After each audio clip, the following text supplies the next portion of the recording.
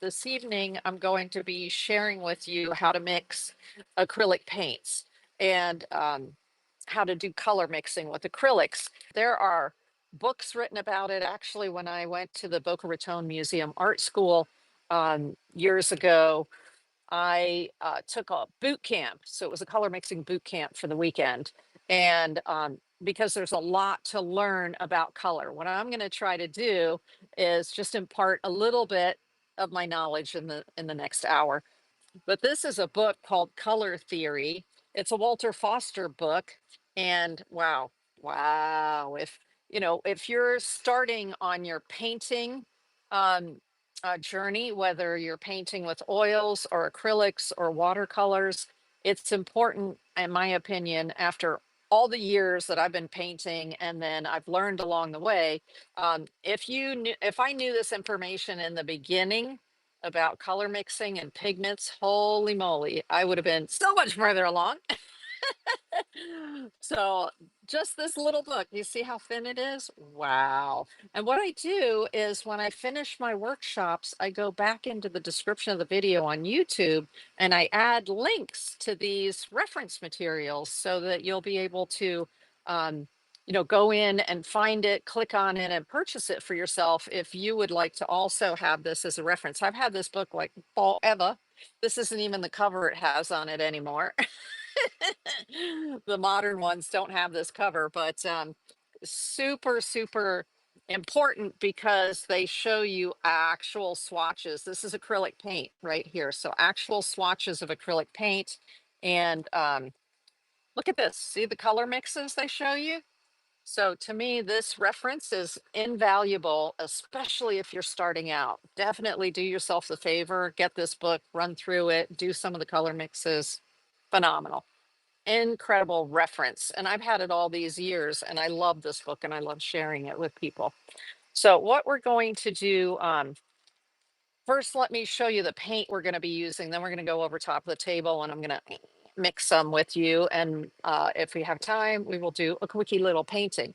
So the main thing I wanted to show you is that when you're buying better quality paints, okay, so there are craft paints and the craft paints will not tell you what pigments are in the paint. But when you're color mixing, it's good to know what the pigments are that are in the paint because then you can mix all the colors of the rainbow, right? But and that way you only need to invest in a few colors rather than buying every color that's on the shelf. Although I love all of those other colors, which are called convenience colors on the shelf. But for instance, here, this is a primary blue. And this is the Pebeo Origin Acrylics line here. They did give me this paint, so just so you all know, disclosure. But they're not paying for this workshop, right? This is just me.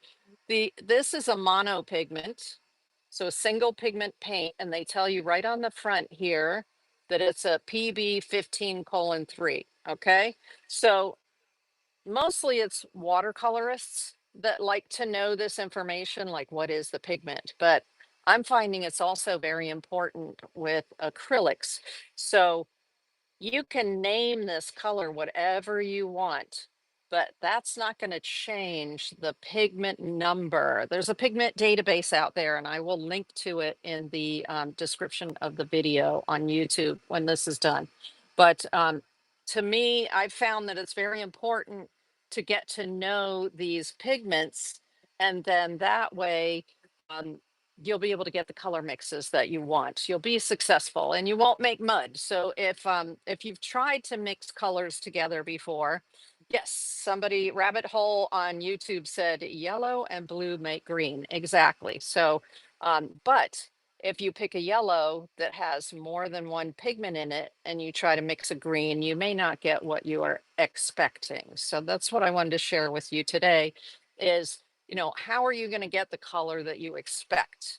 Well, if you know what pigments are in it, that's going to make a huge difference for you. So the main pigments, just like in your printer, when you have a printer, the printer has cyan, which is the blue. That's this one. All right. The PB, that means pigment blue, 15:3. And then you're going to have a yellow, right? So this is primary yellow, which is PY74. And then you're going to have a primary red. So this one here is, um, well, you can barely read it, but I know what it is by heart. It's PV19, okay? And that's your primary red.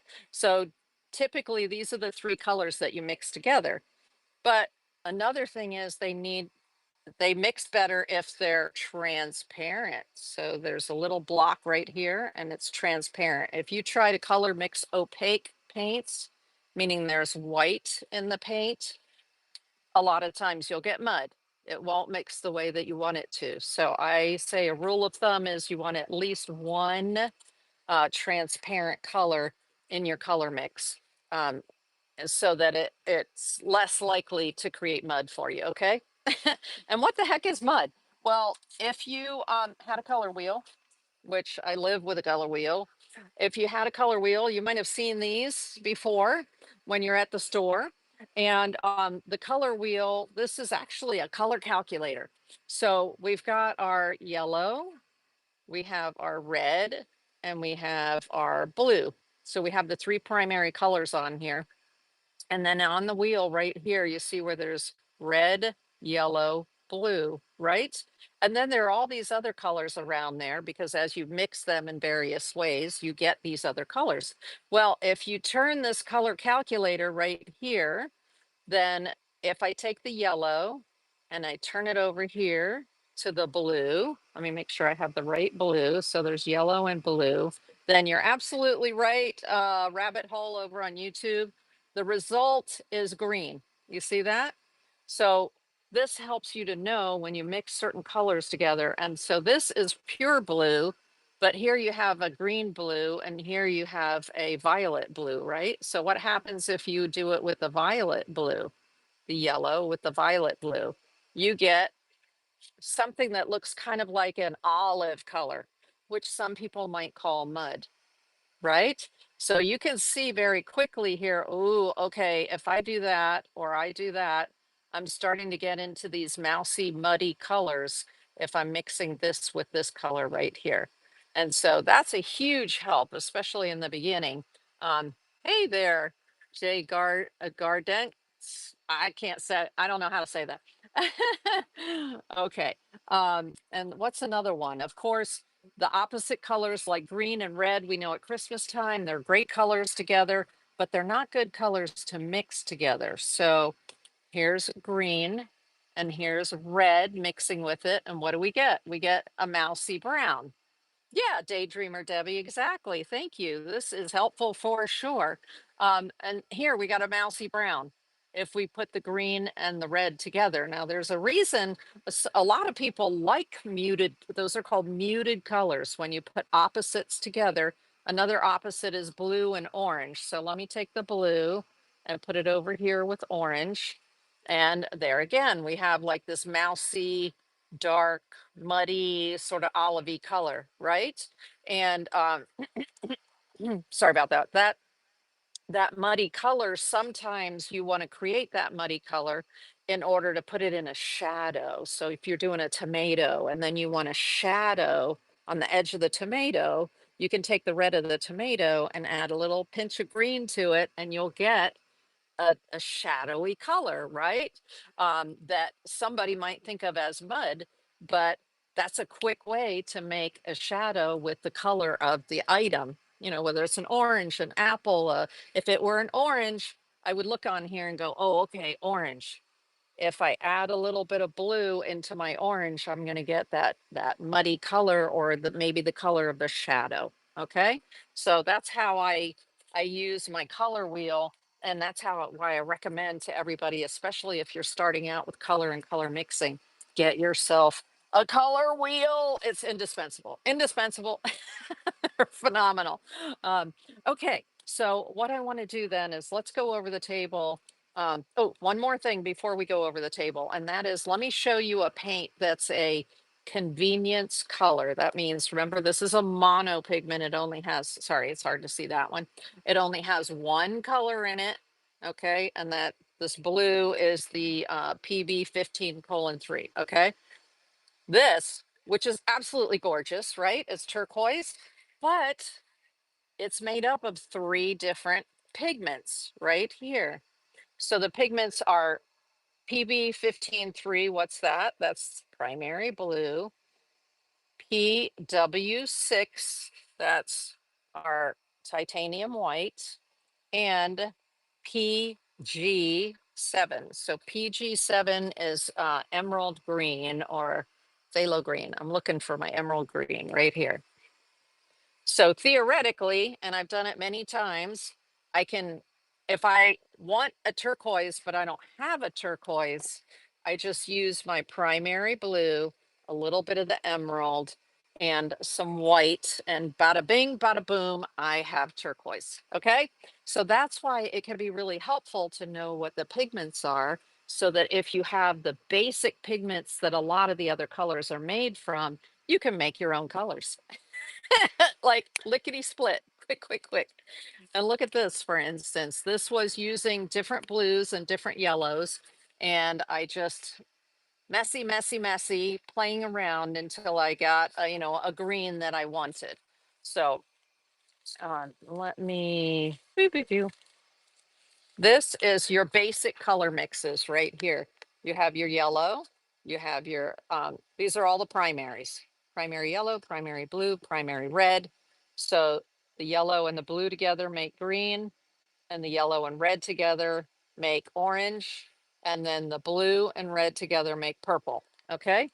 Those are your primary and what they call secondary colors. So, and then then you can do all kinds of other fun mixes, like when I start going sort of crazy. Now, what is this? This is a palette paper. So when I do color mixing with acrylics, and you can do the same thing with oil paints as well, you color mix on a palette pad. You can have a standing palette, like a plastic palette or something, but this is what I like to use, which is called a palette pad.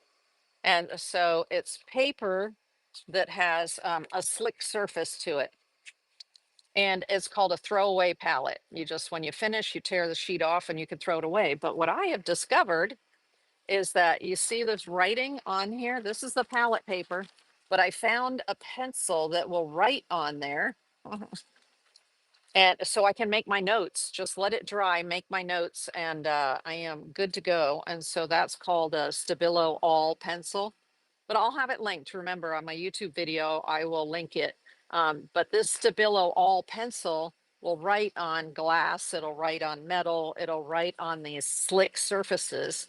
And so look at that. You don't have to take the color and put it somewhere else. You can write all your color notes right on your paper like I do here. See, I just write my color notes. So I thought it'd be helpful for you to know about that. Hey, Dan, the breaking news man on YouTube, welcome in, welcome in. At first, oh, Dan made a good point over on YouTube. He said, at first, I thought I would just use black or gray for shadows, but do not do that. Right. It's way better if you use the complementary color across the color wheel in order to generate your shadows. Okay. So thank you for that, Dan, the breaking news man. Appreciate that. Now I have one of these sleeve bags that I like put artwork in, and you see how it's a good way to keep those. Then I don't actually throw them away. Great tip. Thank you, Daydreamer Debbie. Yes, I don't actually throw these away. When I've taken the time to do all that color mixing, I make notes on it with my Stabilo All pencil, and then I save them in a folder or something like this. And then I have the information for later, right? Then I don't have to color mix all the time. I can just go back to my color notes and figure out what color combinations I want to use from there. Okay. Um, Actually, for my watercolors, I do the same thing, but I take those and I put them on a clipboard. So you could just take these color samples after they're dry, put them on a clipboard in your studio, and then you can just go bloop, bloop, bloop, bloop, bloop through them to find you know, what color mix you want to make for whatever your project is. All right, we're going to go over top of the table. We're going to work with these three. Um, I'm going to share with you what my favorite colors are for color mixing. Okay. Because if you have this handful of colors, then you can mix a lot of the other colors that are sitting here. But do bear in mind that some colors are mono pigments. That means there's only one pigment color in it. And if that's the case, it's very difficult to mix that color if it's a mono pigment. Let's see if the paper's 8 I'm looking to see. So Dan, the breaking news man on YouTube said if the paper is 8.5 by 11, he's used a plastic folder, like a clear divider, to place in between his swatch pages and a 3-ring binder. That's a cool idea, because if it's in a 3-ring binder and you decide you want to switch it to another area, of course, mine are loose as well. These are also loose, so they're easy to access. So the idea is easy access, right? And easy reference. Now, besides this, we need something called a palette knife. So and this is true, not true of watercolor. If you're color mixing watercolor, you're going to use a palette, and a palette like is a porcelain dish or some sort of dish that you can use to mix your colors in. But if you're doing either acrylics or oils, you need what's called a palette knife. This is my favorite palette knife for color mixing. If I'm doing large amounts, I actually have a huge one of these that looks like an icing spatula, but it's for art. For when I'm doing a large painting and I need a big palette knife for doing my color mixing. Here is if I'm doing a small amount, then I use a little tiny one like this. Um, now, in order to do my color mixing. Now, one thing about your palette knife that I would suggest, you see this little crook in the palette knife? It goes out and comes down. That's the type I suggest that you get. A lot of palette knives I know that are bigger paddles like this, they come straight out. They work, but I can tell you, you'll get less paint on your knuckles in the long run if you use one that has the little crook right there. Okay. So that's my suggestion for your palette knives. And palette knives come with all different sizes for the heads of them. But I find that this is my favorite one for color mixing. And then this is my favorite one for doing the small color, you know, like tiny amounts of color mixing. All right. So let's go ahead here and do the basic color mixes, which are together with the primary colors. So you're just like in your printer, your primary blue, primary red, primary yellow. So let me put out some yellow. Yellow there, yellow there. All right. And then we're going to put a little bit of blue with the yellow. And then we're going to put a little red with this one. There we go. So these are just your standard like mixes, okay, to get your secondary colors. And then I'm going to put a red here because I have to do the red with what? The blue, right? That's all the combinations of those three. Don't be getting all over the place, which is typical, right? Which is why I protected my clothes. I put on a pair of pants that are not my, you know, favorite, right? I mean, not the best. And I'm wearing an apron because I get it everywhere. Okay, so we're gonna take this palette knife.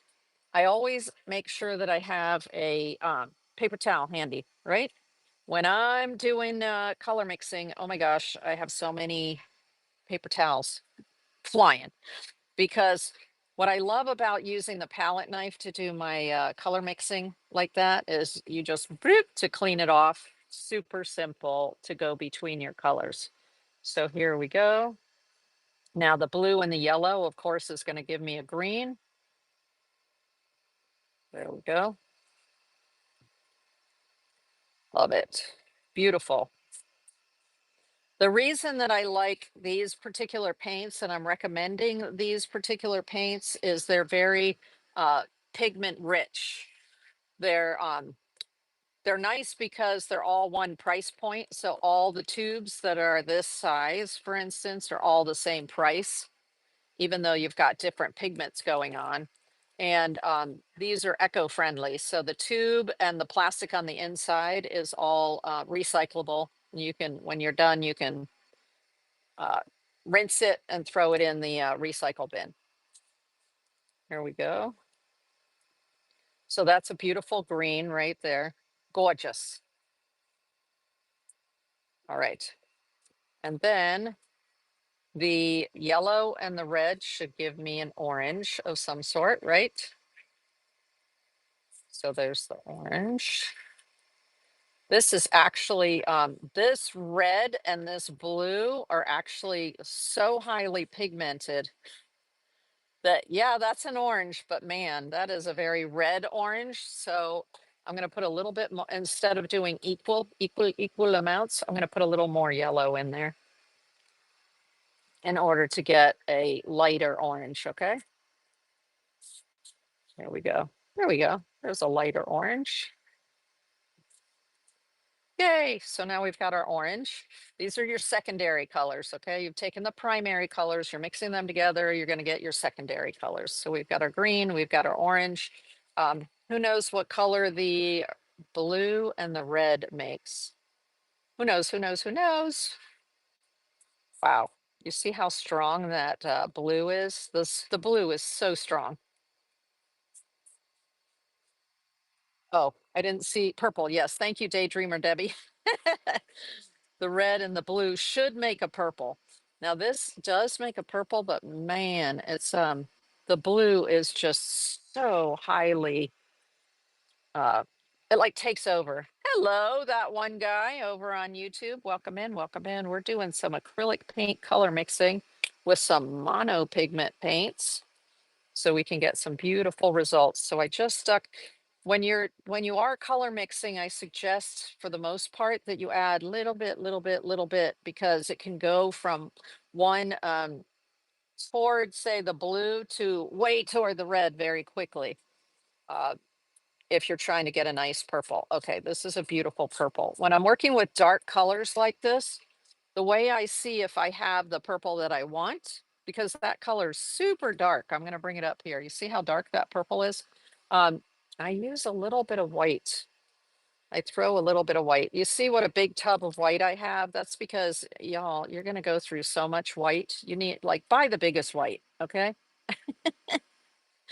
It's just, okay. So when I add white, do you see how blue that is? That doesn't really look like a heathery purple, does it? I'm going to bring it up close so you can see.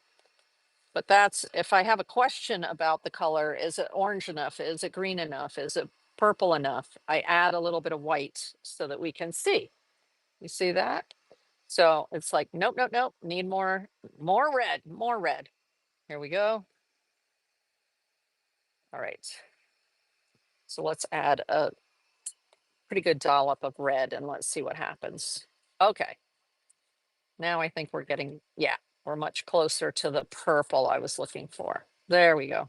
Because this blue, I'm telling you, this cyan blue, the primary blue, wow. It is like you only need a little bit usually when you're color mixing because it's super strong. All right, now we've got what I would say is a nice purple. Yep, now it's coming up purple when I add the white. Now can you see the purple in there? That should be easier to see now. So that's how you get your secondary colors. And then let me show you, let's say, for instance, here's the orange, and on the color wheel, so on the color wheel, I have the orange. Now, if I see how, here's if I add red, I just get an orange red. If I add yellow, I get a much lighter orange, right? But what happens when I add blue? I get the dark color. So let's do the shadow. So if I were painting an orange, so I have an orange painted here, and now I want to throw, see, it looks like a clementine to me. And then I want to throw a little shadow in here, right? So I'm not going to just throw black in with the orange, I'm going to take a tiny bit of the opposite color on the color wheel. Here, the blue, the blue, the blue, the blue. I only need a little bit. Because remember how I said that blue is just so strong. Now you've got a color that will give you a shadow, but it won't overshadow. It won't overshadow the piece. It's going to give you harmony in your shadow. That shadow will talk nicely to the rest of your painting because you actually used orange, the same color in your item, in order to generate the shadow. Now, sometimes I like purple shadows. So often I will mix this purple and then I'll just take the purple and I'll pop the purple in because I feel like purple is so fun as a shadow. I love using purple as my shadow, but that's just me, you know. Most people, if you're trying to get more of a realistic feel to your artwork, you're going to use the opposite color on the color wheel in order to make that happen. Remember I said the opposite of the green here is the red. So let's take a little bit of green and we're going to take a little bit of the primary red and let's see what kind of shadow that makes for us. Here we go. What kind of mud, you know, like people are like, no, it's my colors are all muddy. I don't understand. There we go.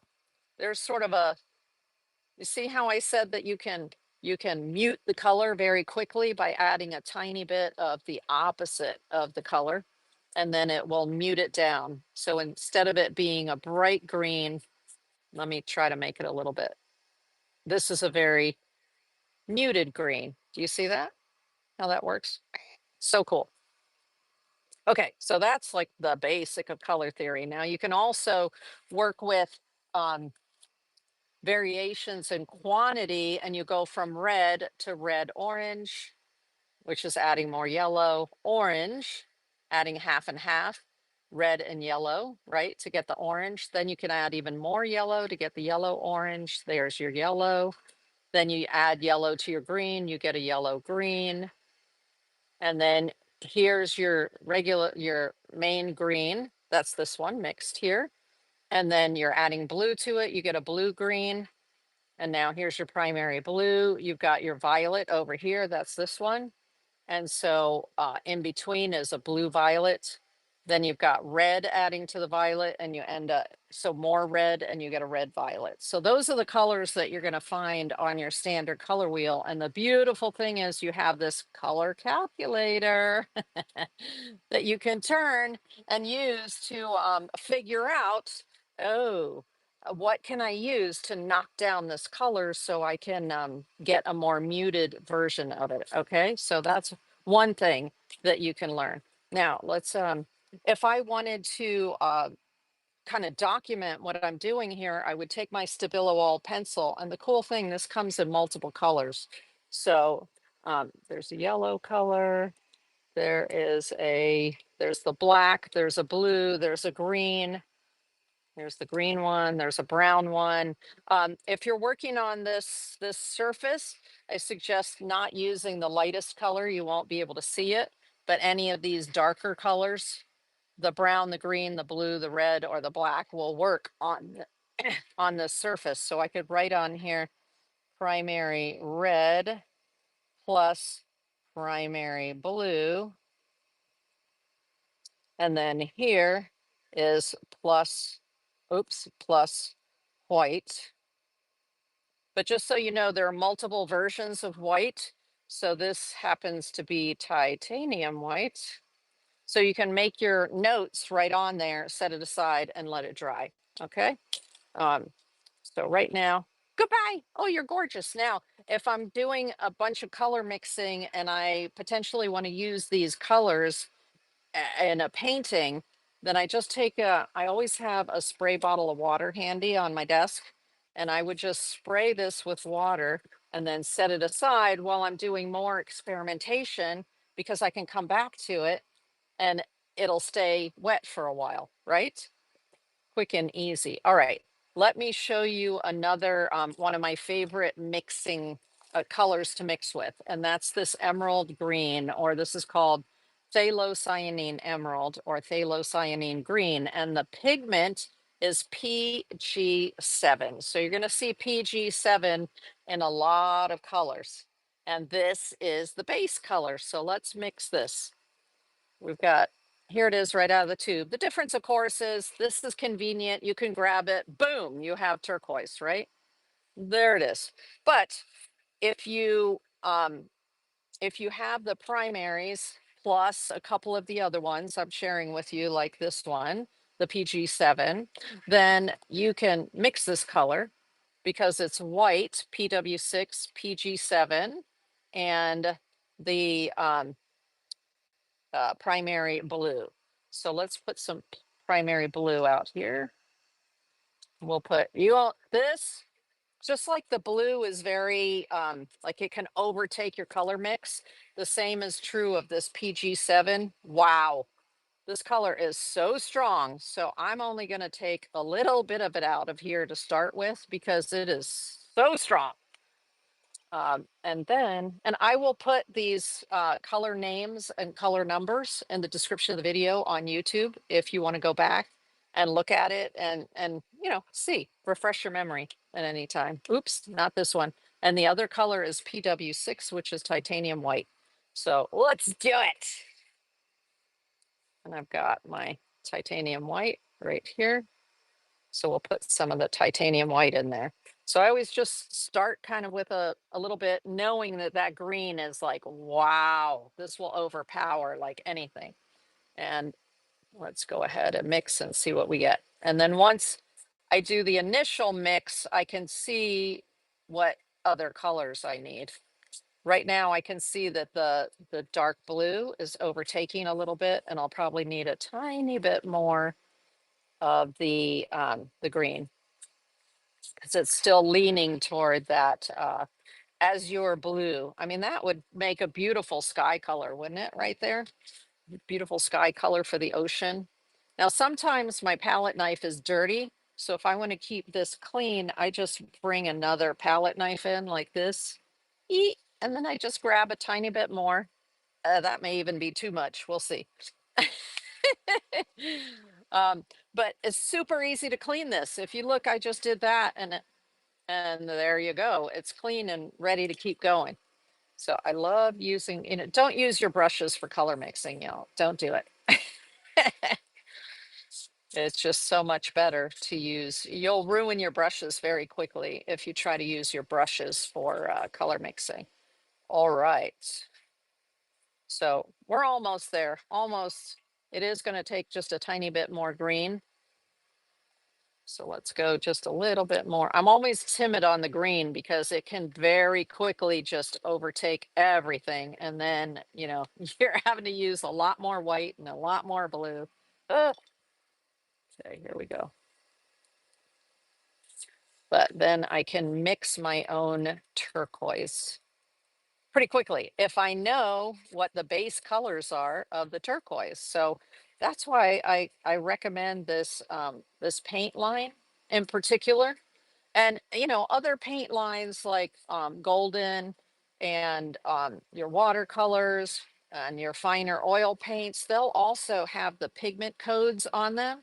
This is called the pigment code, like the PG7 right here. Um, Let me see. I have a tube here of golden paint, but it's not on the front. You have to go hunt for it. You're going to have to hunt for it.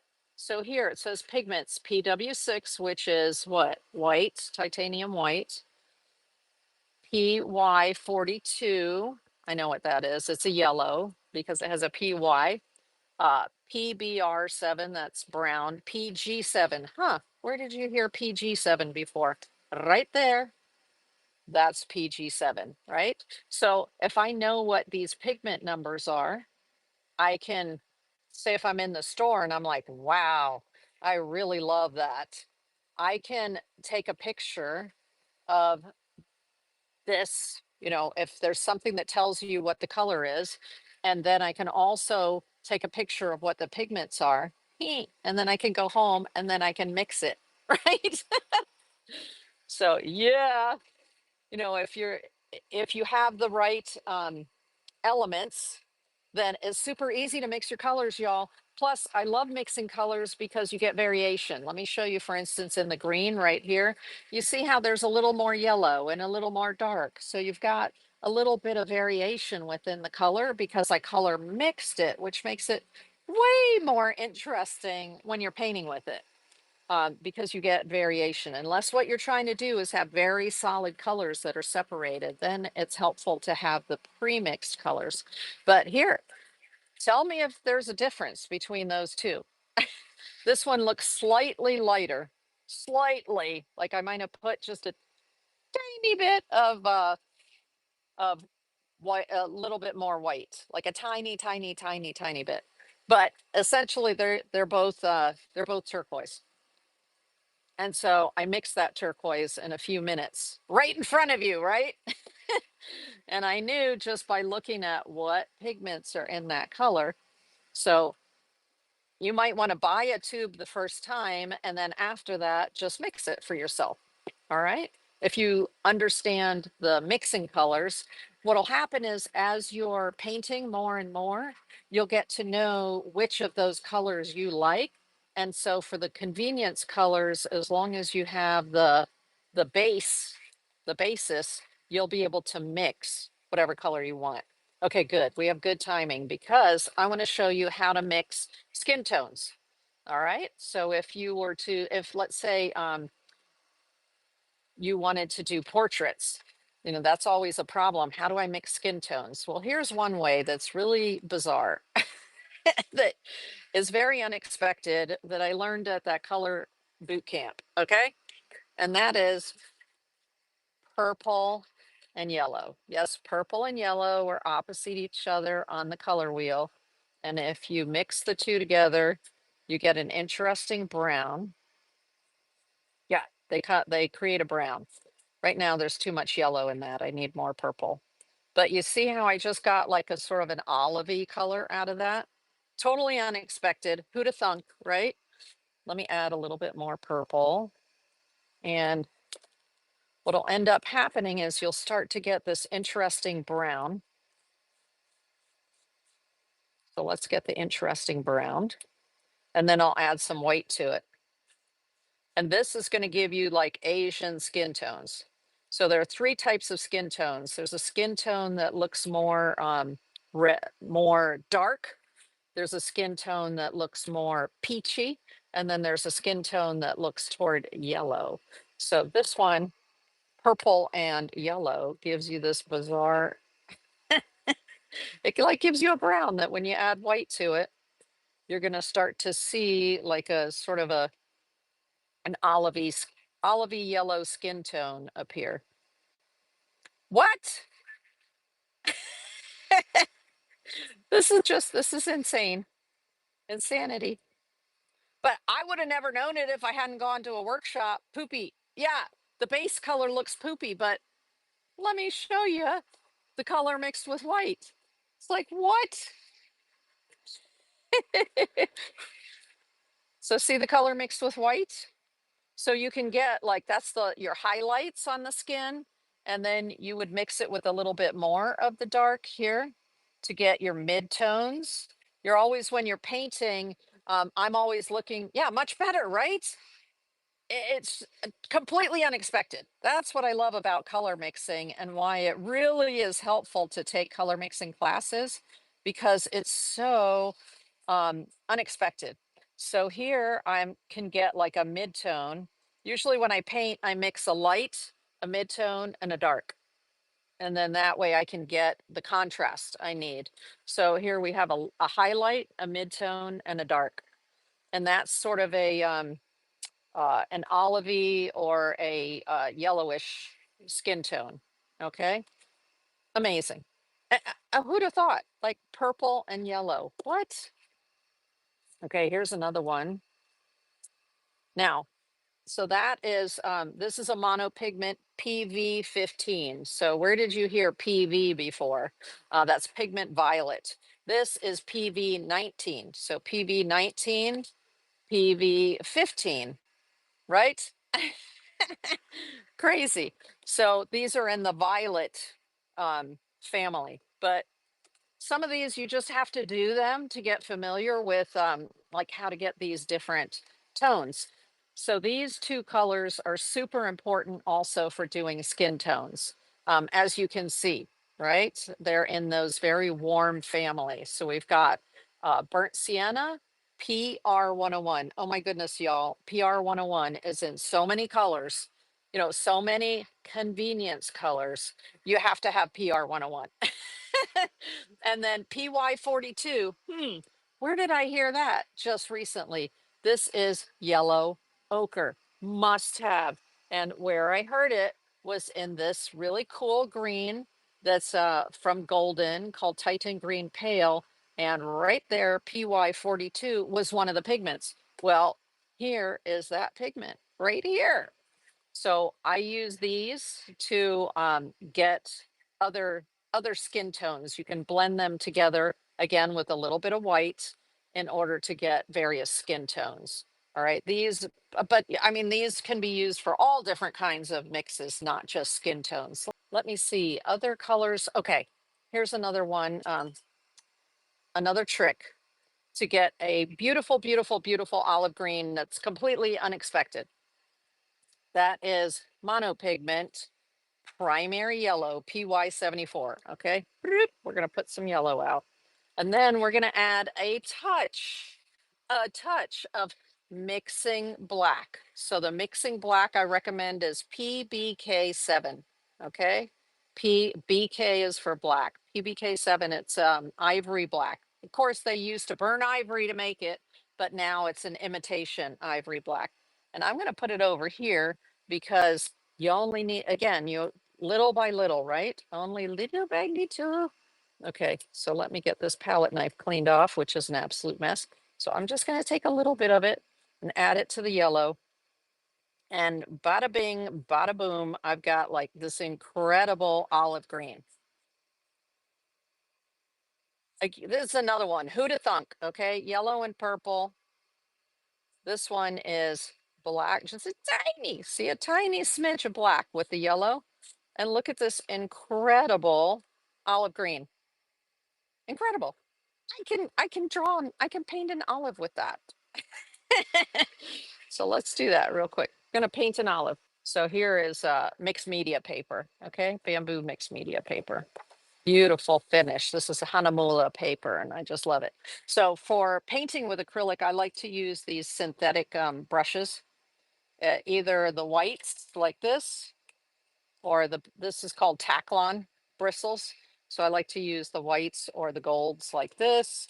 And I just have them in all different shapes and sizes. I have buckets of brushes. It's insane. So let's take this one here. And this is yellow and black. What? And I'm gonna paint real quick, paint an olive for you. Now this paper is very thirsty, so it helps if you dip your brush in water. I find especially with these Origin paints, they are a little on the dry side. So I need to, I'm constantly having to dip my brush in water to help it flow off. Okay. What is it? It's an olive. May I have a martini, please? It's that time of night, isn't it? Let's see, it's 7:57. Yeah. Time for a martini, anybody? Okay, so I'm just, you see the olive green that you get from a tiny bit of black and the primary yellow? It blows my mind. And if you want it even darker, of course, you just add a little more black and it'll get darker, become even a darker green. But isn't that the perfect? It's like the perfect olive green. I love it.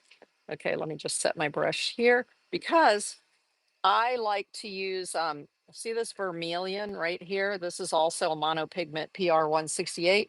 And it's just like the perfect between red and orange. So remember I showed you on the color wheel here, there's orange and there's red and there's red orange. So vermilion is a color that is right in between the two. Stunning. And it also mixes very well because what? It's a mono pigment. So it mixes well.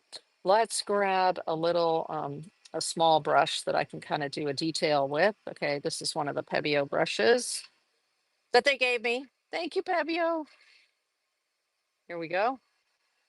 And then I can come in here, and doesn't an olive, like I like olives with pimentos. My sister-in-law, Louise, whom some of you have seen before when we do the Sunday workshops, uh, she prefers the ones with the blue cheese inside them, but I like the pimento. There we go. Ah, it's an olive. Oh, garlic. Oh my gosh. She says, I like, Daydreamer Debbie says, I like them with garlic. I suggest that you bookmark my shows. I do the lessons on every Sunday. And this Sunday, we're going to be doing Japanese watercolors. So this is what they look like right here. We're going to be working with some Japanese watercolors. We're going to make a an interesting mod landscape. That's going to be fun. Aw, you're welcome, Raquel. I appreciate that. She said, I learned a lot. Well, what we could do in an hour, right? I, y'all, I love painting. So I would be painting anyway. I just love painting with my friends, right? My art peeps. Thanks, everybody.